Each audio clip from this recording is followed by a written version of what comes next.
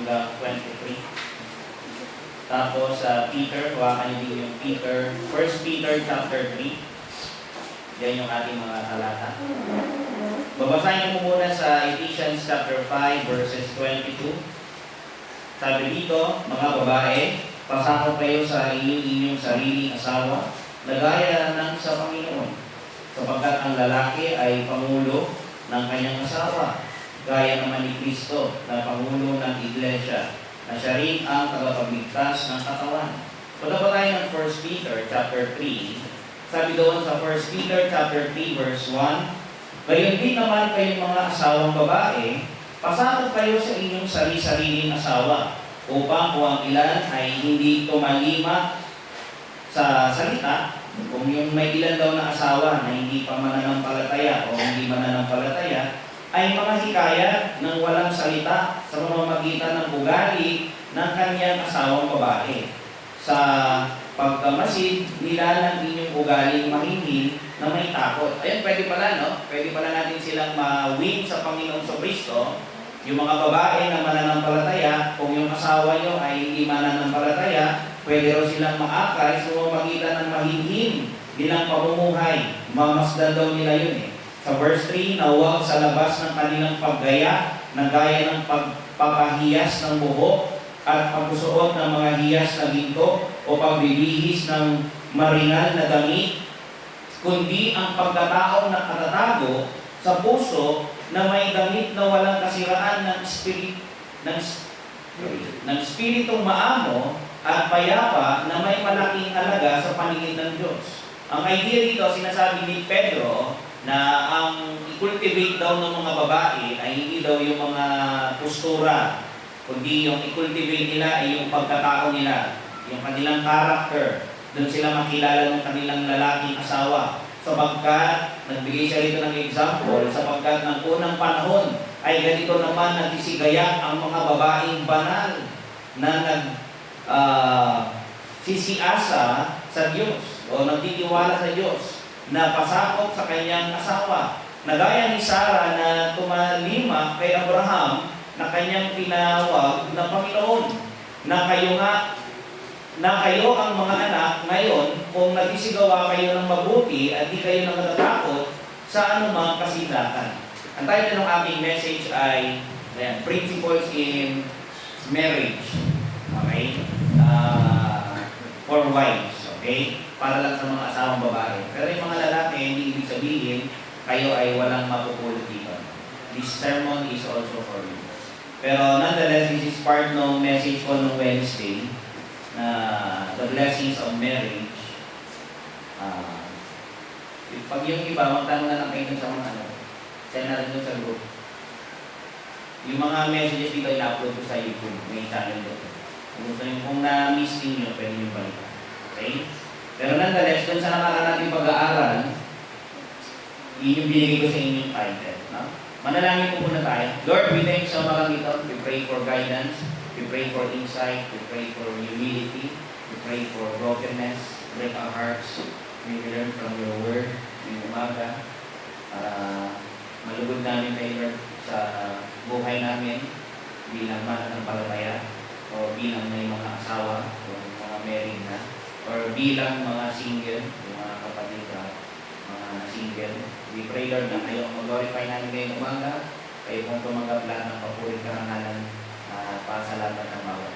Kung aming dalangin sa pangalan ko ng Panginoon Kristo. Amen.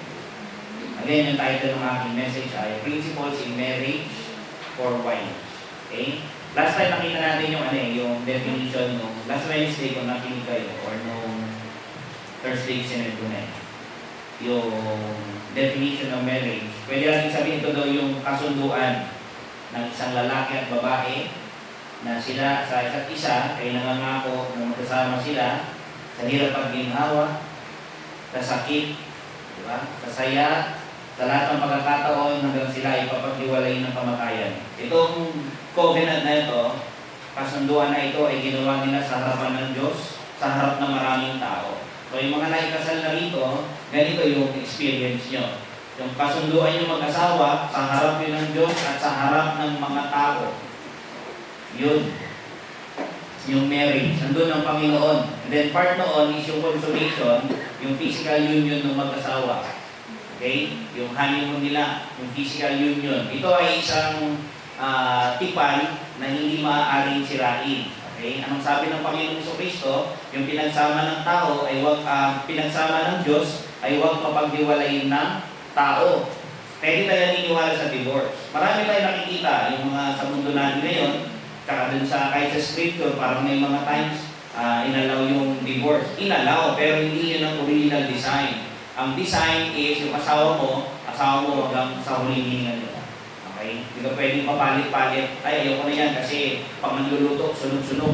Sasabihin ganun, di ba? Hindi naliligo, ayoko na. Hindi pwedeng ganun. Pero last time, yung nakita natin, yung lesson ko last Wednesday ay yung blessings of marriage. Blessing kasi kapag nagkapag-asawa ka, nakaranasan mo yung makapag-asawa, nagkakaroon ka ng companionship. Ano yung companionship? Yung kasama. Diba? Mas maigi nga naman kung may kasama ka kaysa naman wala. Diba? May kasama ka sa buhay, may katuwang ka sa buhay. Ganun na nangyari kay Adam, binigyan siya ng Panginoon ng katuwang o helpmeet. Hindi katulong, ha? Katulong, in a sense, na magkasama kayo gumagawa. Hindi yung katulong na lahat siya na. Diba? Magkaiba kasi yun eh. Pero katuwang, binigyan ng Panginoon si Adam ng katuwang. Na katulad niya na tao. Okay? Opposite sex lang niya, babae. Pinangalanan niya itong babae or Eve. Diba? At isa pang blessing ng marriage ka, hindi lang nagkakaroon ka ng kasama, nagkakaroon ka rin ng intimacy. Na-experience mo yung sexual intimacy, ninyong mag-asawa. Kakaroon kayo ng union, di ba? Physically. And then, pangatlong blessing nito is nagkakaroon kayo ng pagkakataon na makapag-produce yung procreation. Yung pag-aasawa, ang isa sa layunin nun ay makapag-produce ng anak. Okay? Ganun yun. Kaya, we don't believe doon sa same-sex marriage kasi hindi nila magagawa ito.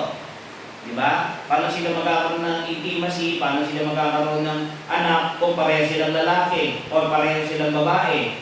Ang ginagawa kasi ngayon, ina-alter nila through science. Diba? Sa science, ginagawa nila. Pero hindi pwede. Ito yung design ng Panginoon for marriage. Lalaki at babae lang para makapag-produce ng offspring, yung legitimate child. Na kapag nagkaroon ng anak, yung anak na yun, palalakihin nila na may takot sa Panginoon. Yun dapat yung design ng family. Yun yung design ng marriage. Pero yung pinaka-last part na hindi ko din last time is yung blessing ng marriage is nagiging reflection ito ng Panginoon Jesucristo at ng church.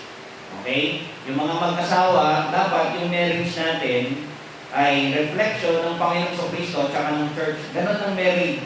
Dapat makita sa buhay natin, yung lalaki, nire-represent niya ang Panginoong Jesucristo. Dapat makita sa kanya yung katangian Christ-like. Yung babae, makita sa kanya yung katangian bilang isang iglesia. Yan yung makita natin doon. Sabi nga doon privilege na may kasal o makapag-asawa kasi may pagkakataon tayo na i-reflect sa atin ang Panginoong Jesucristo saka ang church. Na yung husband, siya yung tatayo na parang magre-represent sa Panginoong Jesucristo na mamahalin niya yung church. Yung church naman, yung babae, magpapasakop siya doon sa lalaki. Ganun ang gagawin, na nagmamahalan silang dalawa. Ito yung design ng Panginoon for marriage. Okay? Na ini-mirror ng marriage ng lalaki at babae yung relationship ng Panginoong Jesucristo at ng church. Yan yun. Yung idea na to hindi to foreign. Kasi sa Old Testament, may mga instances na ganyan na yung pinapakita ng Panginoon na sinasabi niya o tinuturo doon sa nation of Israel. Sabi niya doon minsan, sa Isaiah 54 verse 5, "For thy maker is thy husband." Sabi niya ganun sa Israel. Yung maker mo, ako rin yung iyong husband. Ang idea, ako ang iyong Panginoon, ako yung namumuno sa ibabaw mo, ako yung nagbibigay ng leadership sa iyo. Yung mga batas ko, ibinibigay ko sa iyo, yung mga dapat mong sundin. Yun ang idea ng pagiging husband. Ikaw yung magpo-provide ng leadership. Kaya dito, kahit sa Old Testament, sa Isaiah pa lang, yung relationship ng Diyos doon sa kanyang mga anak, ganun na yung idea, parang husband and wife. Sa Hosea nakalagay din. Hosea 2:20, "I will even betroth," sabi niya gano'n, "or engage thee unto me in faithfulness," sabi niya gano'n. Ang idea, ang Diyos ang asawang lalaki, yung kanyang mga anak ay yung kanyang asawang babae. Sa New Testament, mas malinaw sa ating nakita yan, di ba? Yung mga binasa natin kanina sa Ephesians, mas malinaw natin nakita na yung representation ng mag-asawa ay ito pala ay nagpo-point sa Panginoong Kristo at sa kanyang church. Diba? Yung babae, gagayahin niya yung church, yung lalaki, gagayahin niya ang Panginoong Kristo. Pero nonetheless, pag tinignan natin sa ibang dimension, tignan natin lahat ang Panginoong Kristo. Pero somehow, makakakita tayo ng hint dito, paano ba dapat yung aking gawi bilang asawa? Kung ikaw ay babae, kukuha ka ng hint doon sa church. Kung ikaw ay lalaki, kukuha ka ng hint or ng principles doon sa Panginoong Kristo, how we love the church. Nakalagay yan sa Revelation 19 verse 7 hanggang 9. Let us be glad and rejoice and give honor to Him, for the marriage of the Lamb is come, and His wife hath made herself ready. Ano ang suot niya? Sabi rito, and to her was granted that she should be arrayed in fine linen, clean and white. Yun ang suot ng church. For the fine linen is the righteousness of the saints, and He said unto me, Write, Blessed are they which are called to the marriage supper of the Lamb. And He said unto me, These are the true saints of God. Ito, Revelation 19, yung marriage ay nangyari doon sa Genesis 2. Imagine mo yung beginning ng Genesis ay marriage, Genesis 2. Tapos sa pinaka-ending, may marriage na naman, the marriage supper of the Lamb. Pag tayo lahat ay nandoon na, we will experience yung event na to. Ikakasal tayong lahat sa Panginoong Kristo, we will celebrate. I hope na makarating kayo doon. Yung mga di pa nananampalataya sa Panginoong Kristo, makita niyo yung kahalagahan na inyo siyang makilala. Inyong sampalatayaan siya, di ba? Sana ma-realize natin ito. Pero ito, may kita natin, yung idea na ito ay biblically founded doon sa Scripture. Kaya dito, may nabasa ako Ang sabi niya, in regard dito sa topic na to or sa idea na to, sabi niya, marriage is a profound mystery that points to Christ and His bride, the church. Husbands are to love like Christ does. Wives are to submit as unto the Lord. Sabi ni Pastor Liman. Diba? The same sentiment yung binasa ko kanina doon sa Ephesians 5:22 hanggang 23. Halos the same. Pero ngayong araw, tignan natin yung principles ng marriage para doon sa mga babae. Instead na dito lang ako sa Ephesians mag-focus or titignan natin, idadamay natin yung Peter. And mostly, yung passages natin ay galing doon sa Peter. Okay? Yun yung gagawin ko ngayong umaga. Tignan natin yung ibang mga principles na para sa mga babaeng asawa. Unang-una, punta kayo ng 1 Peter chapter 3. Sabi dito, kayo din naman kayong mga asawang babae, ito yung una, pasakop kayo sa inyong sariling asawa. Hindi sa asawa ng kapitbahay nyo. Sa sarili ninyong asawa. Pag may inutos yung asawa nyo, yun ang sundin nyo. Hindi yung inutos ng kabilang asawa ng kapitbahay. Hindi pwede. Ang sabi rito, yung sarili mong asawa, doon ka magpapasako. The same ito doon sa Ephesians na binasa natin kanina. Wives, submit yourselves unto your own husbands. Sa Peter, wives, be in subjection to your own husband. Parehas. Ano yung ibig sabihin ng submission? Ang ibig sabihin ng submission is to arrange under. O ang ibig sabihin ay maging subordinate. Ano yung subordinate? Magpasailalim ka, magpasakop ka doon sa kontrol niya. Isuko mo yung sarili mo sa kanya, doon sa mga sinasabi niya. Yung word na submit o yung magpasakop, nandun yung idea na to obey. Yung mga babae daw ay sumunod doon sa kanilang mga asawa. Katulad daw ito ng isang komentary, just as believers are to obey every human authority. Diba? Sumusunod tayo sa mga government officials, mga batas, and servants are to be subject to their own masters. Yung mga nangangamuhan, kapag ikaw ay alipin, ang susundin mo ay yung amo mo. Pero sa idea dito, same way with the wives. Sila daw ay mapapasakop o susunod doon sa kanilang mga husbands. Yun ang dapat nilang gawin. Hindi dahil ito susunod ako sa asawa ko kasi in compliance doon sa sinabi ng Panginoon. Though tama yun, pero we have to have a clear understanding bakit kayo dapat sumunod sa inyong mga asawa. Andun yung idea ng binigyan tayo ng dahilan o yung mga babae, bakit dapat daw kayo matutong sumunod. Kasi ang sabi ng Panginoong Kristo, yung ulo daw ng asawang babae ay ang Panginoong Hesus. The head of the wife is the husband. Anong ibig sabihin? Yung leader, yung ruler, yun ang ibig sabihin ng head. Pag sinabing pangulo, ikaw yung namumuno, ikaw yung nagbibigay ng mga dapat gawin, ikaw ang nag-lead. Yun ang idea dito. Sumunod daw tayo doon sa ating mga asawang lalaki kasi siya daw yung ulo ninyo. Siya yung pangulo ninyo. Siya yung leader ninyo. Yung mga single dito, siyempre dahil wala kayong asawa, hindi kayo magpapasakop sa kanila. Wala kayong asawa wala pa kanino? Sa tatay ninyo. Siya yung authority over you. But unless ikaw ay independent na usually, nabubuhay ka na ng sarili mo, somehow, kinakausap na, siguro, i-inform mo. Pero nonetheless, kung kayo ay nasa poder pa ng inyong magulang, ang authority over you is yung magulang ninyo. Not unless wala na kayo sa kanila at nagkatrabaho ka na ng sarili mo. Okay? Ito yung dahilan bakit mahalaga na yung babae ay magpasako. May reason. Kasi yung head, yung asawang lalaki. Dito nakakatawa Siyempre, pwede na sabihin na, ay, susunod. Kahit naman ayaw ko, sige, di sumunod. Nakasimangot na akong susunod. Minsan ganun di ba? Sa mag-asawa, hindi maiwasan, may mga hindi pagkakasunduan, may mga misunderstanding. Pero yun ba yung tama na uri ng pagsunod o pagpapasakop doon sa asawang lalaki? Hindi po. Yung pagpapasakop doon sa asawang lalaki, ito dapat ay may kaakibat na kasiyahan. Masaya kang nagpapasakop. Hindi yung sabi kasi ni Lord hindi sige. Kahit ayaw ko, hindi pwedeng ganon. You have to learn na magpasakop. Kahit hindi perfecto yung asawa mo. Katulad mo rin naman, hindi ka rin naman perfecto. Alam niyo kung bakit magulo yung pagsasama ng mag-asawa? Hindi kasi nila sinusunod ko. Hindi pwede yung babae yung boss, yung babae yung masusunod. Hindi biblical principle yan. Okay? Yung peace, yung kaayusan ng marriage, nakasalalay doon sa prinsipyo ng Panginoon. If we obey yung mga bagay na to, then yung marriage natin ay will be fine. Magiging maayos.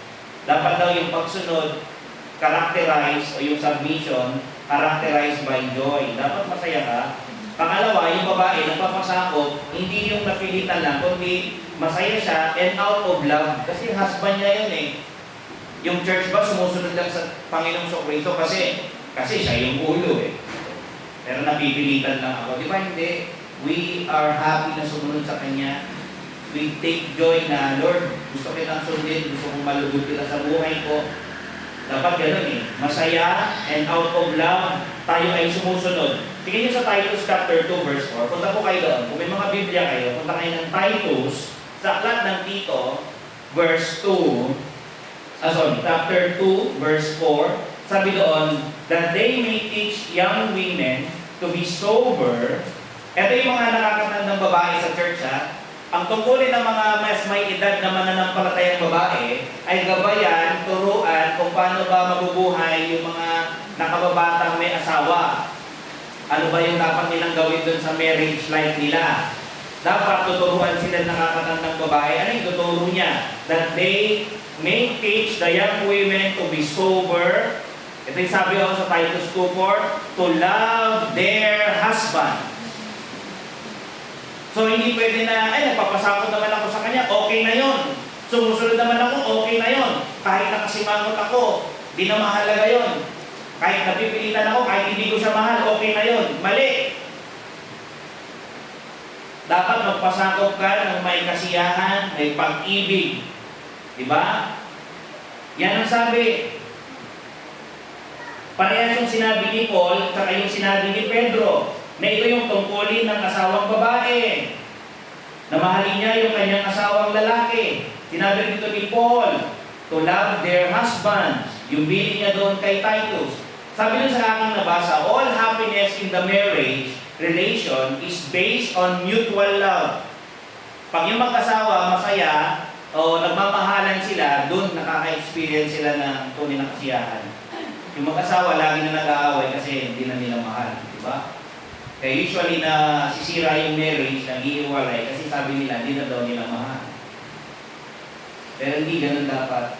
Yung marriage dapat makita natin na ang Panginoon yung kailangan natin. Na kung susundin natin yung mga alidod-dumi niya, doon natin may experience yung joy ng being married. Diba?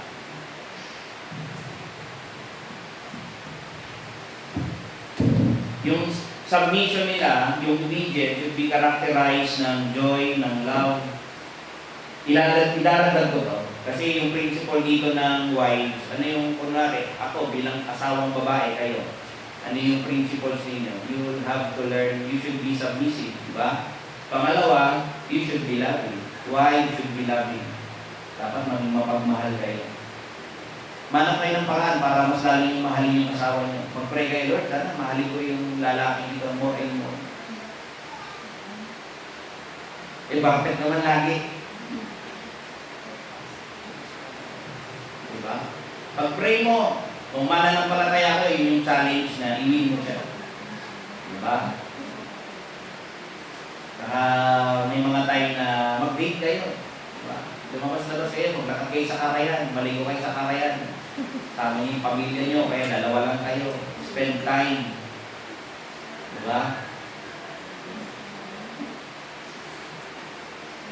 Wala mo pag may ano eh. Diba? Parang may mga times na ano ba, mag-asawa pa ba kayo o parang boardmate, roommate na lang. Diba? Dapat hindi ganun.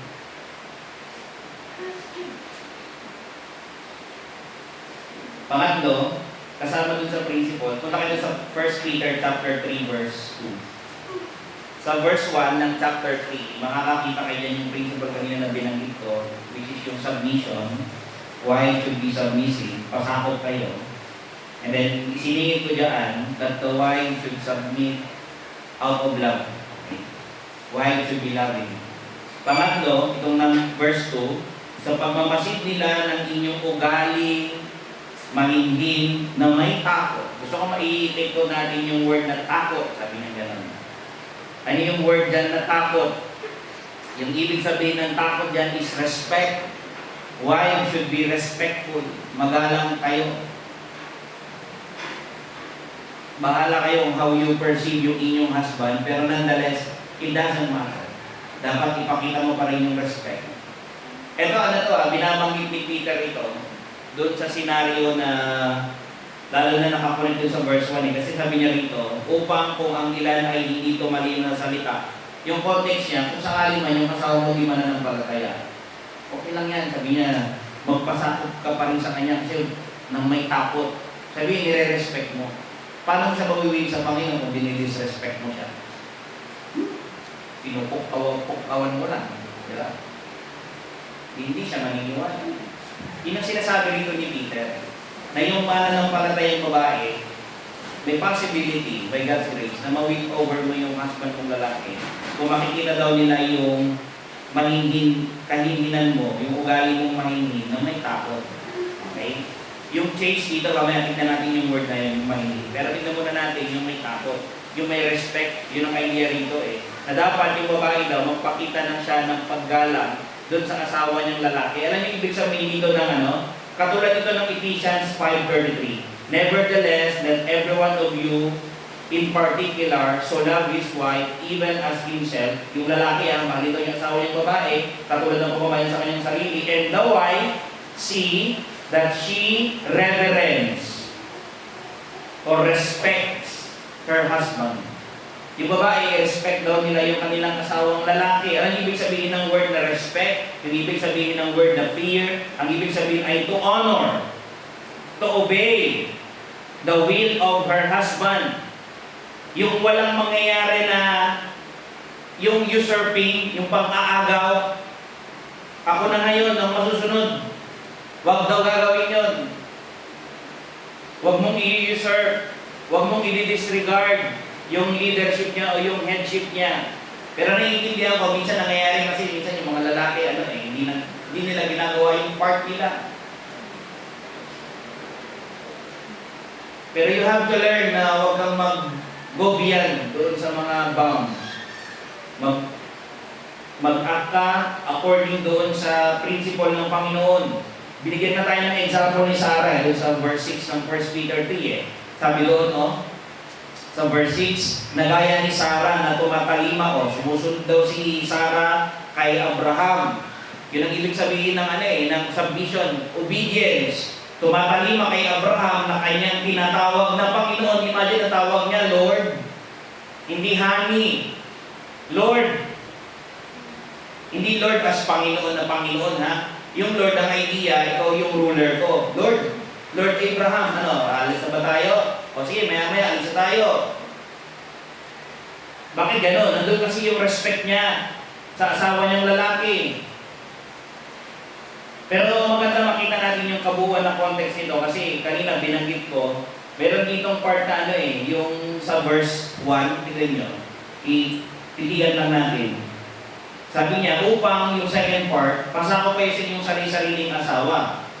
Tapos may case na binanggit si Pedro, kung sakali naman na kung ang ilan ay hindi tumatalima sa salita, may asawa kayo na hindi sumusunod dun sa word. Hindi to ang idea daw dito sa nabasa ko, dun sa commentary, sabi niya, and as we look doon sa passages natin, most likely daw, sabay daw preach yung word sa kanila, tapos nanampalataya daw yung babae, pero yung lalaki hindi. Sabay nilang narinig yung word of God, sabay nilang narinig yung gospel sa kanila. Tapos ngayon sabi ni Pedro, kung sakali man na hindi siya na convert, kayong mga asawang babae, sa pamamagitan ng ugali ninyo, sabi niya, ay mahikayat ng walang salita. Kundi kahit hindi ka na mag-share, pwede mo silang mawin over ng walang salita sa pamamagitan ng ugali. Yung behavior mo na, yung titignan niya. Dapat makita niya yung reality ng Christianity, yung reality ng kaligtasan, yung reality ng grace ng Diyos sa buhay mo. Yung reality ng kaligtasan, yung awa ng Diyos, makita sa iyo. Pero nakakatuwa dito ng pansinin na kahit palawaya doon sa kalagayan na hindi paligtas, may pag-asa siya. Bakit? Nandun yung asawa. Kaya dito kung kayo ligtas, yung mga babae, mga kapatid, tapos yung husband yung hindi paligtas, magkaroon kayo ng pag-asa. Bakit? Hindi naman aksidente na niligtas kayo ng Panginoon. Yung kayo lang? Tayo lang ba sa pamilya natin? Hindi. May plano ang Diyos. Balang araw darating, kung ipagkakaloob niya, ililigtas din sila ng Panginoon. Ipag-pray natin. Mag-tiis tayo, magtyaga tayo. Pagpatuloy natin silang ipag-pray. Na balang araw ma-convert sila, maunawaan nilang ebanghelyo, maunawaan nilang kaligtasan na nagmumula sa Kanya. Hihilahin ko ito konti para at least may apply natin. Sa time ni Pedro, di ba? Sa atin, ganun din. Pero iba sa atin, iba yung case. Yung mga single ladies, yung mga kabataan, mga colleges, mga professionals, sa fathers mo na kayo mag-submit, mag-obey, magpakita ng respect. Diba? Kayong higit na mahalin ninyo. Kung wala naman na sila, huwag sa mother mo, ibuhos. Alangan na wala na yung tatay mo, tapos hindi mo pa nire-respect yung nanay mo, pwede ba yun? Yung mga kabataan, you have to learn your footing. Dapat alam mo yung lugar mo. I-respect niyo yung magulang mo. At the same time, another principle dito sa verse 2 makikita natin, sa pagmamasid nila ng inyong, hindi lang nung actually magkasama mahigit na may takot. Sabi nga ng idea, your chaste conversation. Sabi niyo gano'n. Alam niyo yung chaste conversation? Yung buhay daw nila na pure. Mahinhin. Yung kasi sa Bible lang pure Mahinhin. pure. Sabi niya gano'n. Na may takot. Magkaiba yun. Yung life daw ng babae, na pwedeng ma-win over nila yung asawa nila sa pamamagitan ng pure life. Andun yung submission niya, yung obedience, nandun yung loving care niya dun sa husband niya, nandun yung respect niya, nandun dapat yung kanyang pure life. Paano pure life? Yung word dito kasi na change conversation, ang idea, it refers to the purity of conduct in all respects. Dapat yung babaeng asawa, makikita ng asawang lalaki na ikaw ay pure. Paano pure? Physically, spiritually, mentally. Anong idea? Na lahat ng ginagawa mo, hindi ito makikitaan ng karumihan. Hindi ka gagawa ng madumi, ng hindi maganda, ng immoral. Iiwasan mo dapat yan. Paano purity? Sa Bible may binabanggit na bed undefiled. Alam niyo yung bed undefiled? Pure bed. May mga tao na nagloloko, di ba? Dumating sila sa ganong experience, nahuhulog sila sa kasalanan, minsan dinadala pa nila sa sariling bahay, doon mismo sa kama nilang mag-asawa, defiled yung bed. Bakit? May sumamang iba. Yung marriage is very exclusive. Yung asawa mo, siya lang dapat. Wala kang ibang ka-intimate na experience na iba. Yung asawa mo, siya lang. Hindi na pwedeng iba. Kaya na dito sabi, yung wife dito, mawiwin mo daw siya by God's grace. Pwede siyang maakay sa Panginoon sa pamamagitan ng iyong chaste conversation. Yung buhay na chaste, na pure. Nagtatapat ka sa Kanya. Faithful ka doon sa asawa mo. Ano pang purity? Pure in mind. Paano pure in mind? Minsan maraming mga temptations, nakikita natin.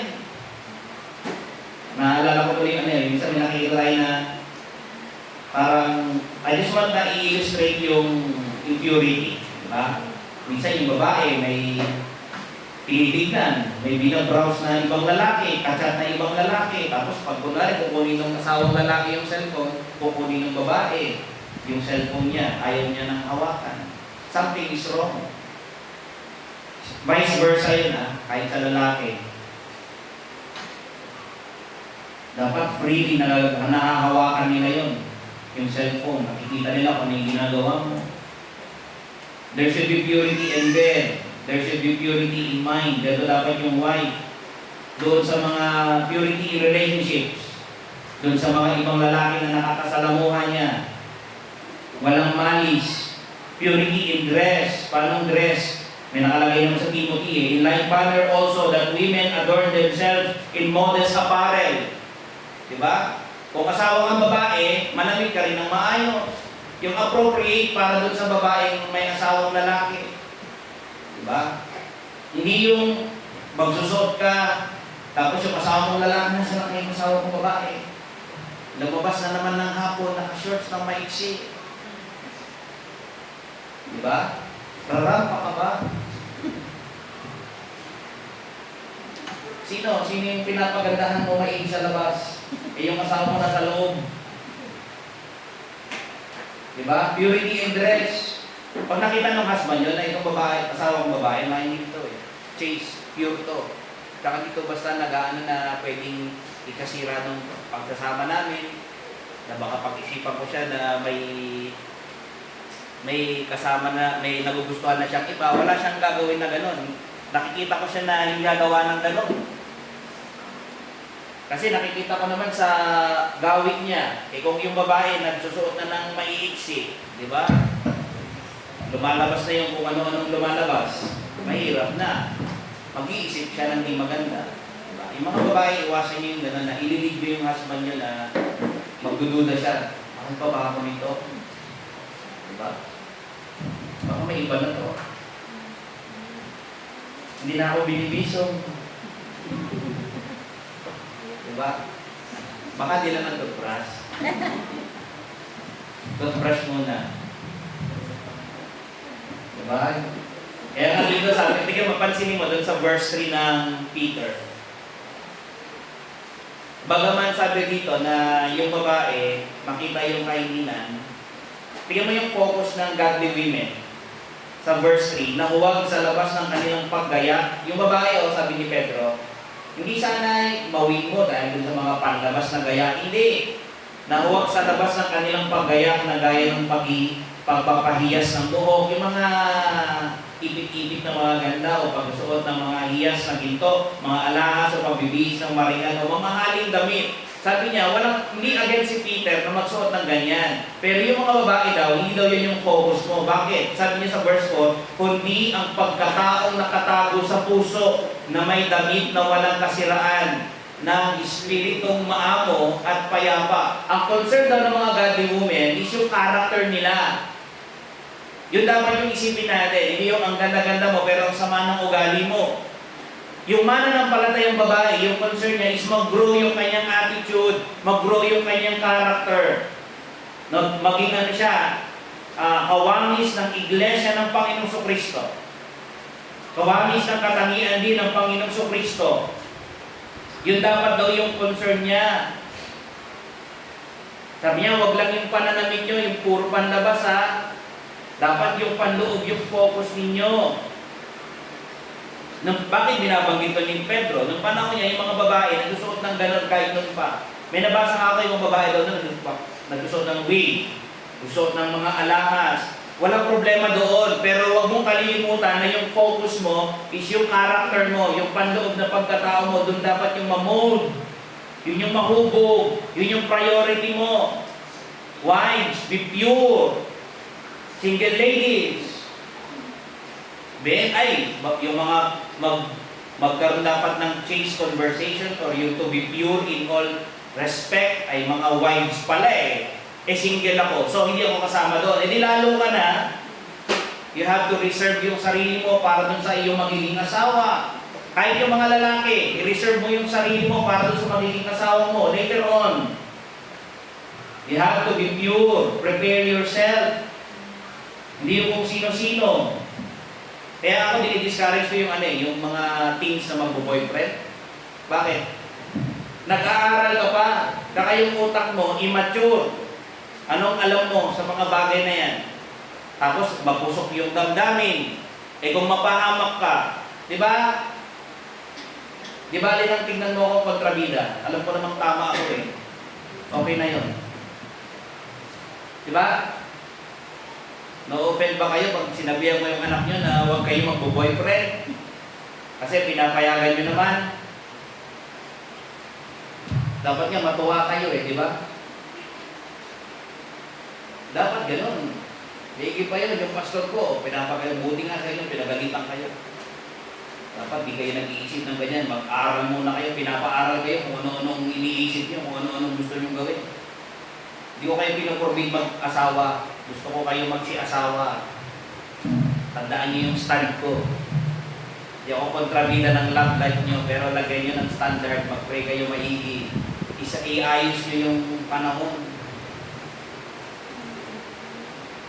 Yung mga kabataan, mag-aral kayo. Yung magulang nyo, pinag-aaral kayo. May part dito na binanggit kanina si Peter, doon sa last part ng verse 4. Sabi niya dito, yung pagkataong natatago sa puso na may damit na walang kasiraan. Tapos may binanggit siya ditong karakter Ano daw dapat yung meron? Yung spiritong maamo at payapa. Wow. Ito daw dapat yung spirito na meron yung asawang babae.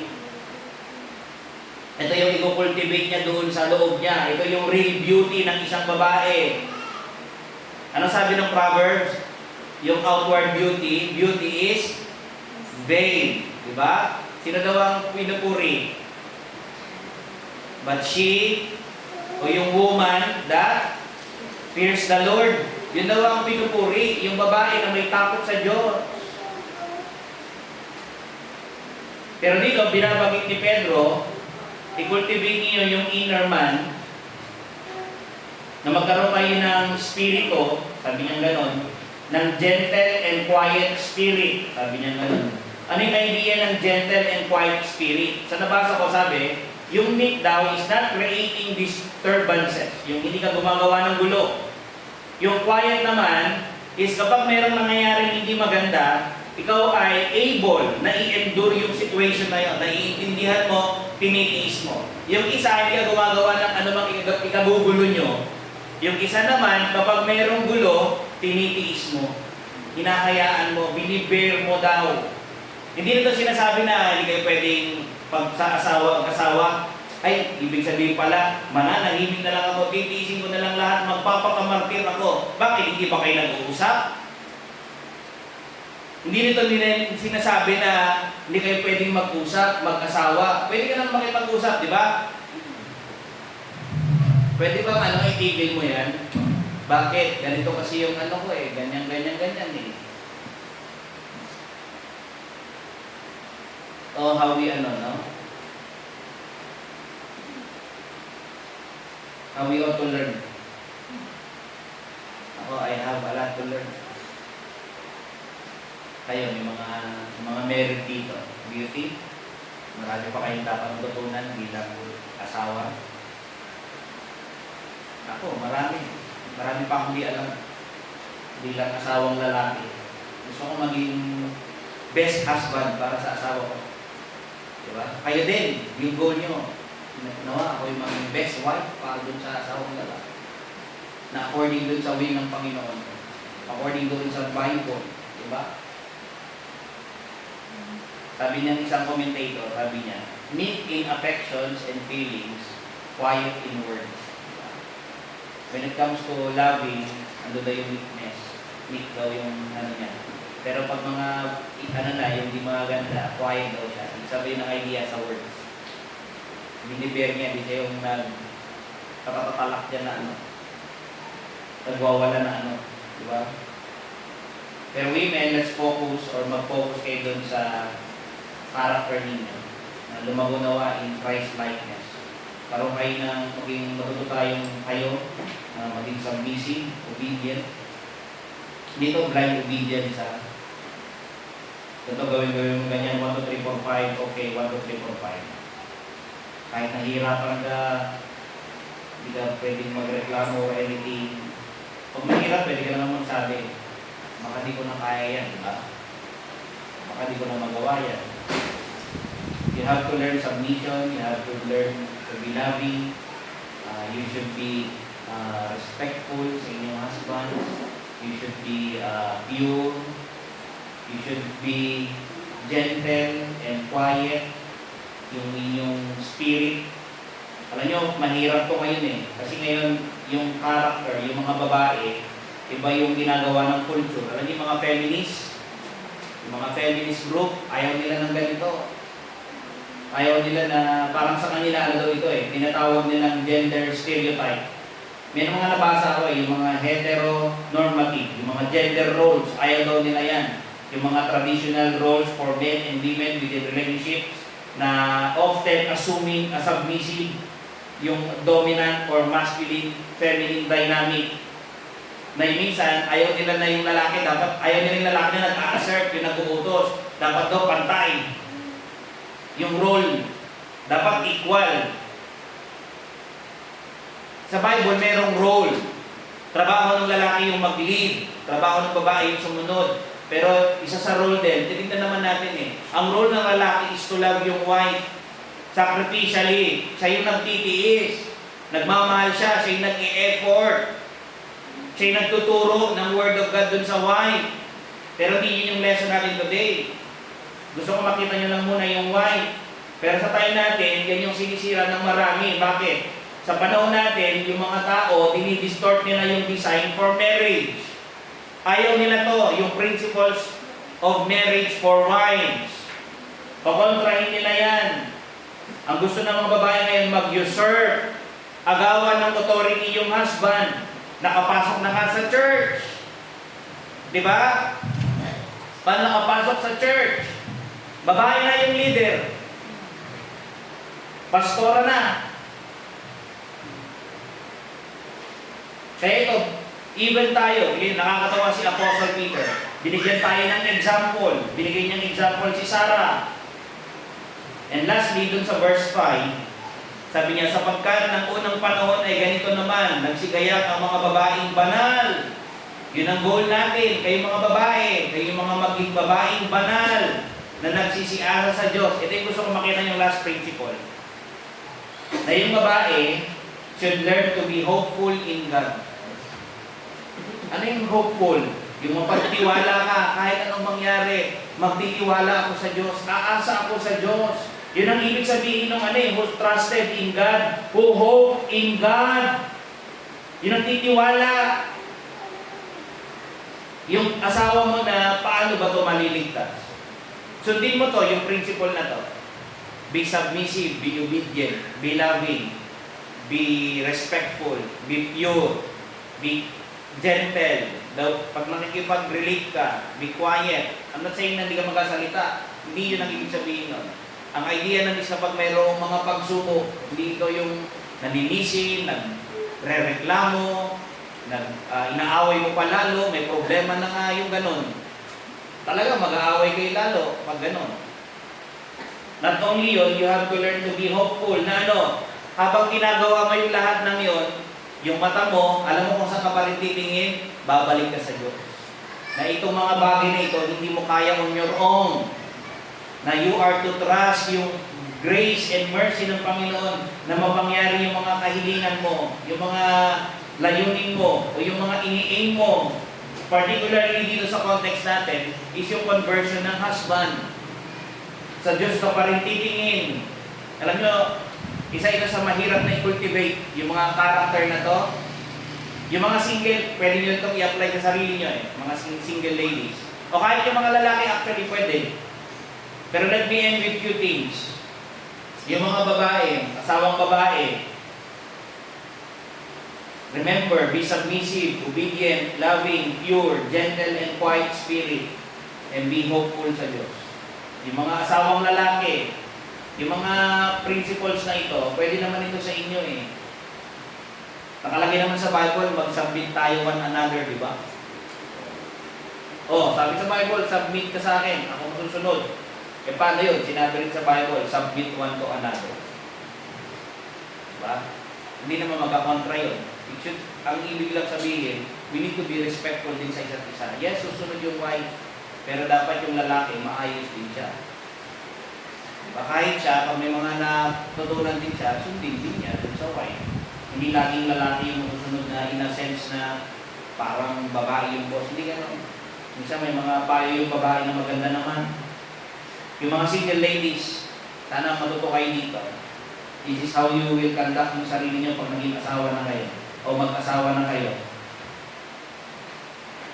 Pag dumating sa point na nahanap na yung forever mo. Diba? Pero sa ngayon, gawin mo lahat ito toward your fathers. Yung mga single. Yung mga single men, yung opposite ito, gawin mo. Pwede naman ito, kayahin mo yan. Maging loving ka rin, maging obedient, maging pure, maging gentle and quiet spirit mo, yung character mo, maging mapagtiwala ka rin sa Diyos. Di ba applicable? Pero sa mga kaibigan namin, kung hindi pa kayo ligtas ngayong umaga, I hope you realize yung tunay ng kalagayan, no?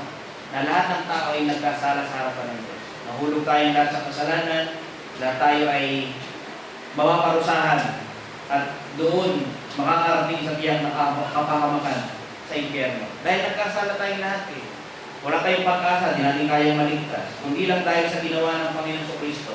Siya'y nagkatawang tao, nabuhay ng matuwid, nabuhay ng banal, siya'y karapat-dapat na sakripisyo dun sa krus ng Kalbaryo. Ano yung ginawa niya ron? Inialay niya yung kanyang sarili. Para sa pamamagitan ng kanyang katawan, ng kanyang buhay, ng kanyang dugo, magkakaroon ng katubusan lahat ng mananampalatayang makasalanan sa kanya. Kung kayo ay makasalanan ngayong umaga, manampalataya kayo sa kanya. Ang kaligtasan ay tapos na. Sabi niya nga, it is finished. So, ano pang idaragdag mo? Ano pang hahanapin mo? Hindi, Pastor, kailangan mag-attend pa ako ng 100 ulit. Kailangan mabautismuhan ako, Pastor. Tapos pag namatay ako, mawisikan ako ng tubig para sure sa langit ako. Mali! If you need salvation, believe on the Lord Jesus Christ and you will be saved. Simple lang ang sabi niya. Sabi niya sa John 6:40, and this is the will of Him that sent me, that everyone which seeth the Son and believeth on Him may have everlasting life. O lahat ng mga sampalataya sa Kanya ay magkakaroon ng buhay ng walang hanggan. May you believe on Christ ngayong umaga. He is all you need. Tayong lahat, kailangan natin ng Panginoon sa Kristo. Hindi natin kayang i-fulfill yung mga principles kanina on our own. But by God's grace, yun dapat yung i-aim natin. No? Let's bow our heads and pray. Lord, we thank you sa araw na ito. We praise you and thank you. In Christ may pray. Kanta po tayo ng closing.